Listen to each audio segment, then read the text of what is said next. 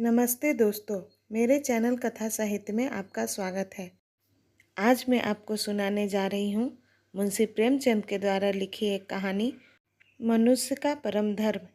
आप सभी से अनुरोध है कि मेरे चैनल को सब्सक्राइब करें और बेल आइकन को प्रेस करें ताकि मेरे वीडियो का नोटिफिकेशन आपको मिलता रहे।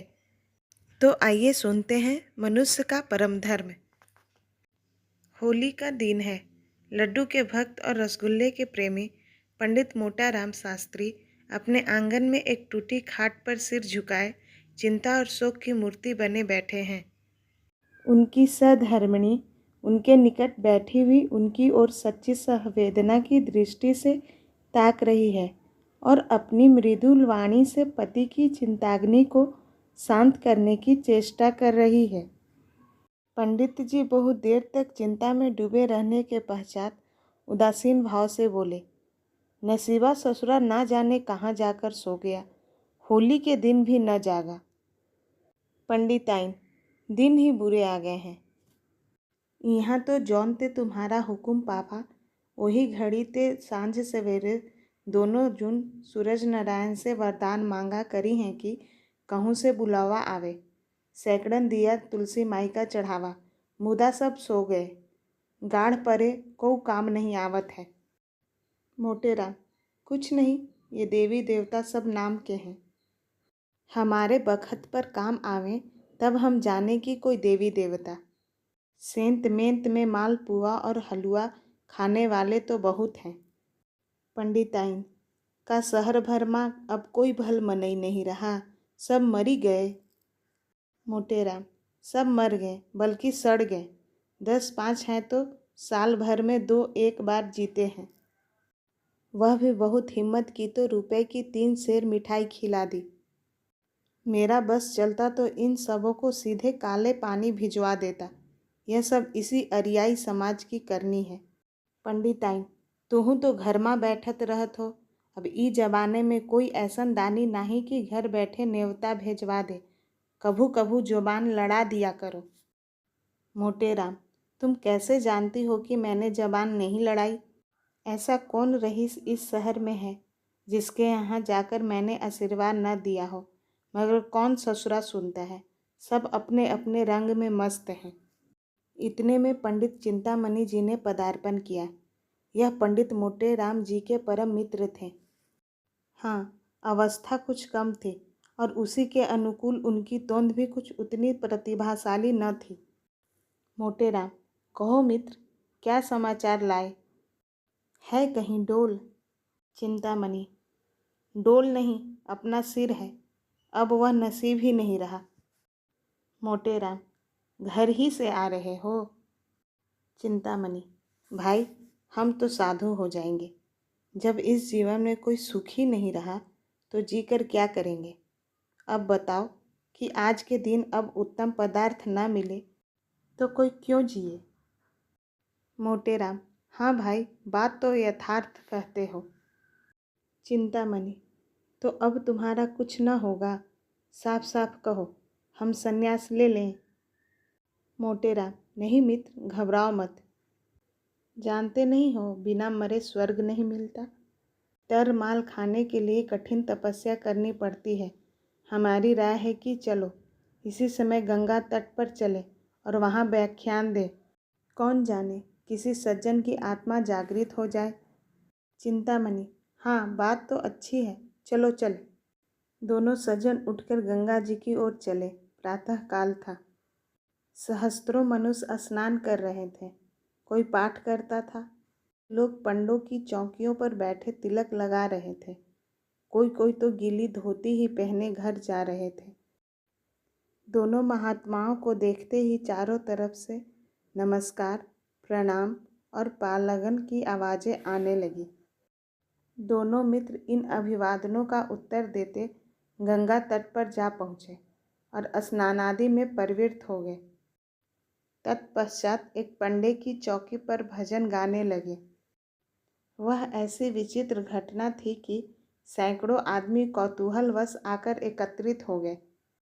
जब श्रोताओं की संख्या कई सौ तक पहुंच गई तो पंडित मोटेराम गौरव युक्त भाव से बोले, सज्जनों, आपको ज्ञात है कि जब ब्रह्मा ने इस असार संसार की रचना की तो ब्राह्मणों को अपने मुख से निकाला।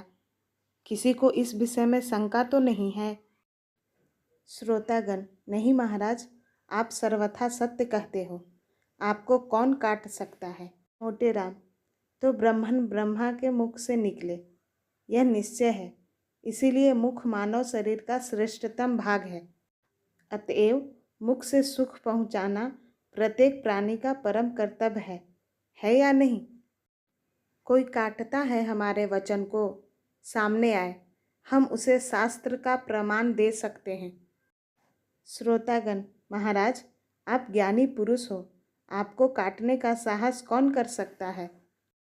मोटे राम, अच्छा, तो यह निश्चय हो गया कि मुख को सुख देना प्रत्येक प्राणी का परम धर्म है। तो क्या यह देखना कठिन है कि जो लोग मुख से विमुख हैं वे दुख के भागी हैं? कोई काटता है इस वचन को?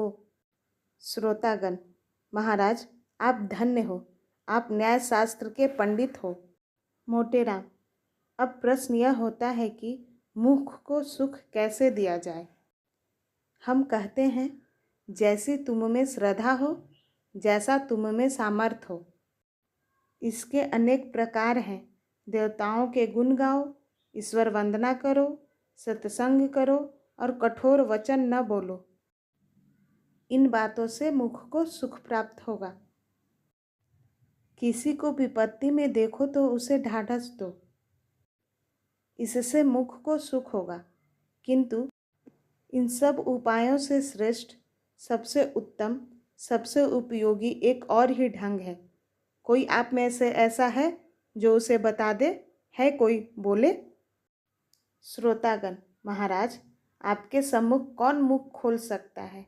आप ही बताने की कृपा कीजिए। मोटे राम, अच्छा, तो हम चिल्लाकर गला फाड़ फाड़ कर कहते हैं कि वह इन सब विधियों से श्रेष्ठ है, उसी भांति जैसे चंद्रमा समस्त नक्षत्रों में श्रेष्ठ है। श्रोतागण, महाराज, अब विलंब न कीजिए, यह कौन सी विधि है? मोटे राम, अच्छा, सुनिए, सावधान होकर सुनिए। वह विधि है मुख को उत्तम पदार्थों का भोजन करवाना, अच्छी अच्छी वस्तु खिलाना। कोई काटता है हमारी बात को? आए, हम उसे वेद मंत्रों का प्रमाण दें। एक मनुष्य ने शंका की, यह समझ में नहीं आता कि सत्य भाषण से मिष्ट भक्षण क्यों कर मुख के लिए अधिक सुखकारी हो सकता है। कई मनुष्यों ने कहा, हाँ हाँ, हमें भी यही शंका है। महाराज, इस शंका का समाधान कीजिए। मोटे राम, और किसी को कोई शंका है? हम बहुत प्रसन्न होकर उसका निवारण करेंगे। आप पूछते हैं कि उत्तम पदार्थों का भोजन करना और कराना क्यों कर सत्य भाषण से अधिक सुखदायी है। मेरा उत्तर यह है कि पहला रूप प्रत्यक्ष है और दूसरा अप्रत्यक्ष। उदाहरणतः कल्पना कीजिए कि मैंने कोई अपराध किया। यदि हाकिम मुझे बुलाकर नम्रतापूर्वक समझाए कि पंडित जी, आपने यह अच्छा काम नहीं किया, आपको ऐसा उचित नहीं था, तो उसका यह दंड मुझे सुमार्ग पर लाने में सफल न होगा। सज्जनों, मैं ऋषि नहीं हूँ, मैं दीनहीन माया जाल में फंसा हुआ प्राणी हूँ। मुझ पर इस दंड का कोई प्रभाव न होगा। मैं हाकिम के सामने से हटते ही फिर उसी कुमार्ग पर चलने लगूंगा। मेरी बात समझ में आती है?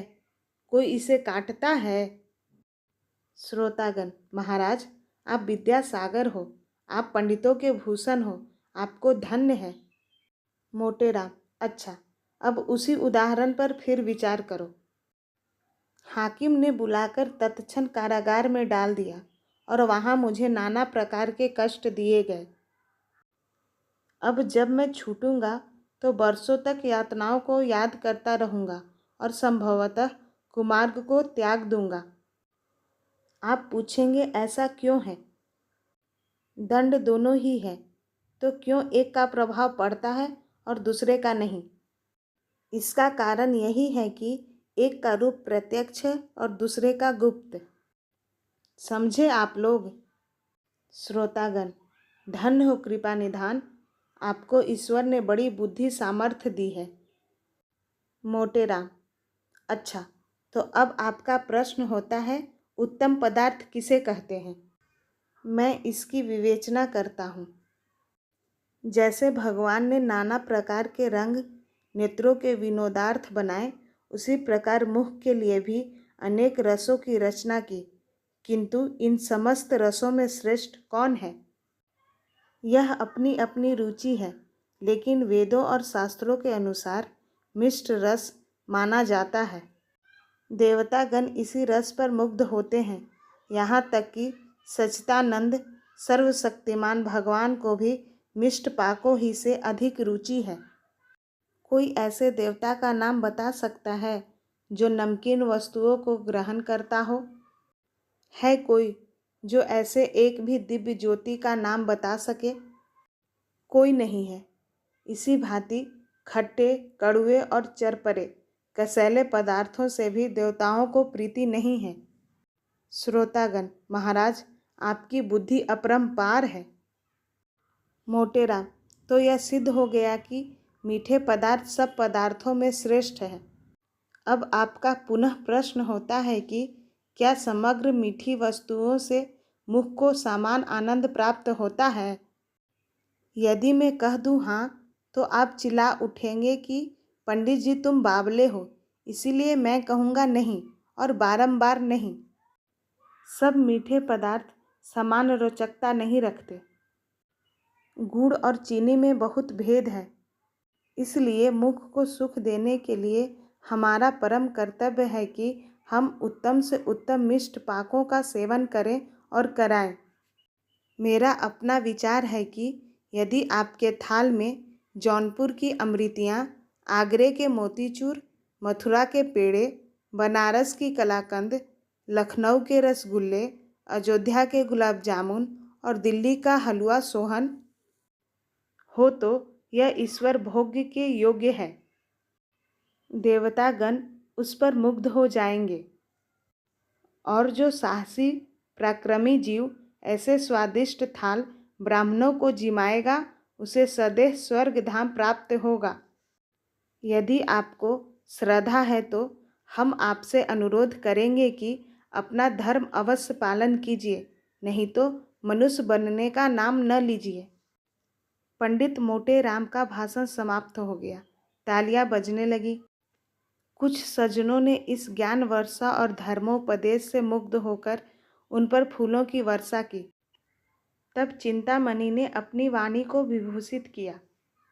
सज्जनों, आपने मेरे परम मित्र पंडित मोटेराम का प्रभावशाली व्याख्यान सुना और अब मेरे खड़े होने की आवश्यकता न थी, परंतु जहाँ मैं उनसे और सभी विषयों में सहमत हूँ, वहाँ उनसे मुझे थोड़ा मतभेद भी है। मेरे विचार में यदि आपके हाथ में केवल जौनपुर की अमृतियाँ हो तो वह पंचमेल मिठाइयों से कहीं सुखवर्धक, कहीं स्वादपूर्ण और कहीं कल्याणकारी होगा। इसे मैं शास्त्रोक्त सिद्ध करता हूँ।